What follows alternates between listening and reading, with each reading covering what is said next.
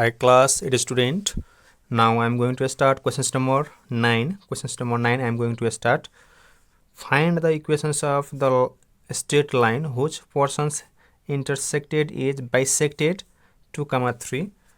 Bisected दुई भागमा के त बाइसेक्ट गरेको छ एउटा इंटरसेप्ट एउटा स्ट्रेट लाइनलाई चाहिँ के त एउटा स्ट्रेट लाइनलाई चाहिँ के गरेको छ बाइसेक्ट गरेको छ कति त 4, 4 के रे यो 2, 3 पोइन्टले चाहिँ के गरेको छ त बाइसेक्ट गरेको छ भने हामीले चाहिँ के भनेको छ भने find the equations of straight line भनेको छ। ल अब हामी त्यसलाई गरौँ। Questions number 9A solution. Questions number 9A solution let गरौँ। लेट यक्स इंटरसेप्ट गरौँ त ल INTERCEPT। Let x intercept B. Let x intercept B. हामीलाई अब यहाँ इंटरसेप्ट दिएको छैन भने हामीले के let x intercept A comma 0 and Y intercept Y INTERCEPT छ। पहिला हामीले यक्स र वाईको त यक्स के अरे ए र बीको त भ्यालु निकाल्नु पर्यो। Y intercept let x intercept B 0, 4 and Y intercept कति त 0, बी हुन्छ। 0, बी हामीले के निकाल्नु पर्ने हुन्छ त मिड पोइन्ट। हामीले के निकाल्नु पर्ने हुन्छ त मिड पोइन्ट। नाउ हामीले अब यहाँ के भनेको छ इक्वल इंटरसेप्ट कहाँ गयो यहाँ छ। Find the equations of straight line whose portion intercepted is bisected 2, 3। So अब हामीले के निकाल्नु त mid find the equations of straight line whose passes पहिला लेखौ कहाँ गयो। Find the equations of straight line whose portion is bisected the line यहाँ लेखौ पहिला the line bisected BISCETD bisected अथवा mid point the line bisected at 2, 3 bisected भनेको नि मिड पोइन्ट। हामी निकालौँ mid point. Now mid point POINT mid point equal to हाम्रो formula के हुन्छ त मिड पोइन्ट इक्वल टू हाम्रो फर्मुला हाम्रो x, y is equal to के हुन्छ त x1 plus x2/2 y1 plus y2/2। So अब हामीलाई के गरौँ छुट्टै गरौँ x को यसँग गरौँ। सो x को भ्यालु कति दिएको छ त 2 इक्वल टू हाम्रो अब x1 कति छ त a छ हैन। यसमा हाम्रो x1 कति हो त x1 भनेको हाम्रो a। सो हामी a प्लस x2 कति छ त x2 यसमा 0/2। यसमा पनि हामीले अब यो y को यता गरौँ। y कति दिएको छ त y को 3 दिएको छ 3 इज इक्वल टू y1 कति छ त यसमा हाम्रो y1 कति छ त हाम्रो 0 प्लस र y2 यसमा y2 कति छ त b/2 और हामी निकाल्दो पहिला a र और कति हुन्छ त 2 2 जा 4 a इक्वल टू 2 2 जा 4 और यसमा कति त b इक्वल टू 2 3 जा 6। हाम्रो a र b को भ्यालु आयो। हाम्रो यसमा a र b को भ्यालु आयो। हामी लेखौँ the intercepts are the INTERCEPTS intercepts are हाम्रो इंटरसेप्ट्सहरु के आयो त ल a कति को छ त 4, 0 एन्ड b कति छ त 0 b को भ्यालु कति छ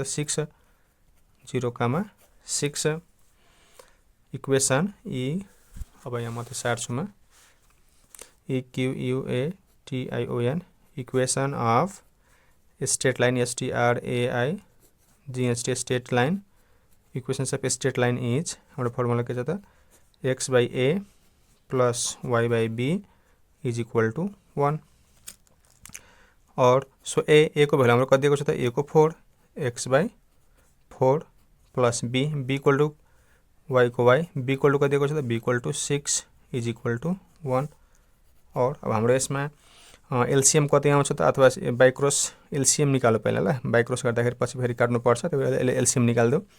एलसीएम हाम्रो कति हुन्छ त 12 हुन्छ। एलसीएम हाम्रो 12 एलसीएम कति आउँछ त हाम्रो 12 हुन्छ। अब एलसीएम 12 ल्याएपछि यो हाम्रो कति हुन्छ 4 3 जा 12 तो 3x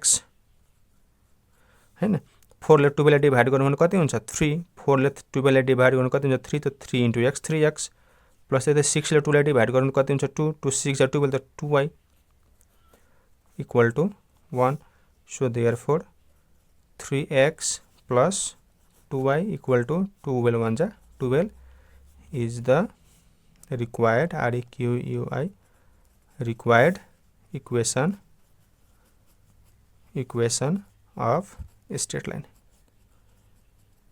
GST straight line required equations of straight line यसरी चाहिँ हामीले के त गर्नुपर्ने हुन्छ 3x plus 2 equal to 12 अब हाम्रो क्वेशन्स नम्बर B 12 को 9 को B म यता गर्छु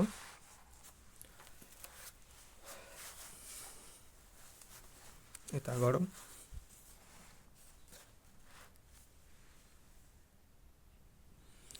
okay now questions number B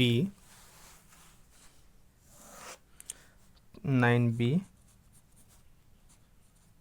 let x intercept inter CEPT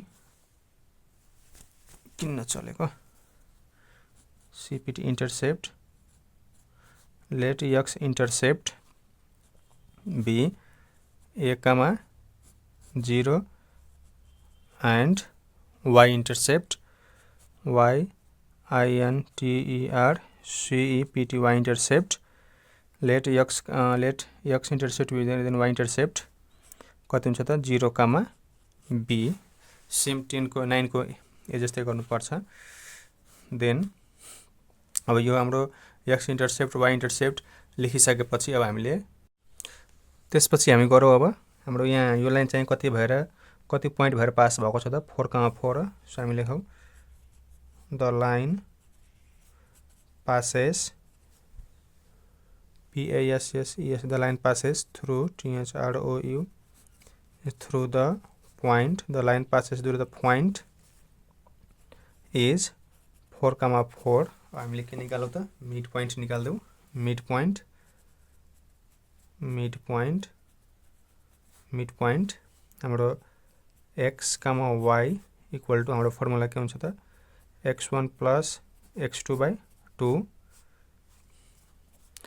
त्यस्तै y1 plus y2 by 2 और हाम्रो x कति छ त 4 इक्वल टु x1 कति हो त a plus 0 by 2 त्यस्तै और हाम्रो y1 के रे हाम्रो यो y कति दिएको छ त 4 यो पनि हाम्रो 4 हो र y1 यसमा कति छ त y1 0 plus y2 कति छ त b by 2 और so therefore हामी लेखौँ न और नलेखौँ therefore a equal to 2 4 जा 8 किन भन्दाखेरि 0 plus a जोड्नु हो भने a हुन्छ 0 plus a जोड्नु हो भने के हुन्छ a नै हुन्छ त्यही भएर a equal to 8 त्यस्तै b equal to 2 4 जा 8 so हामी लेखौँ intercepts are INTERCEPTS intercepts are हाम्रो के इंटरसेप्ट भयो त intercepts are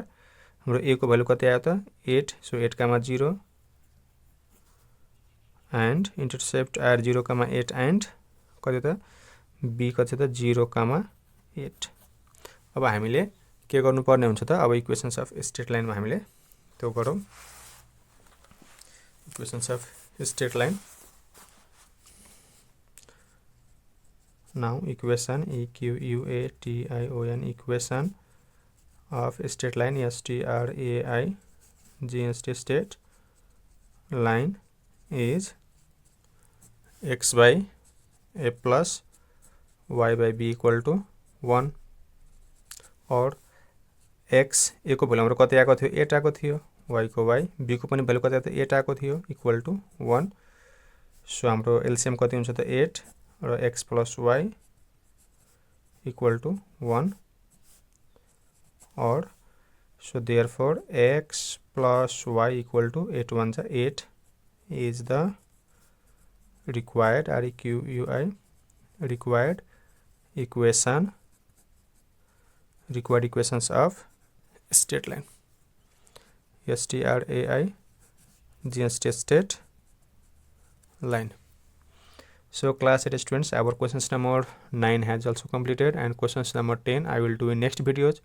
So thanks for watching, and if you are new in this channel, please don't forget to subscribe my YouTube channel. Okay, thank you.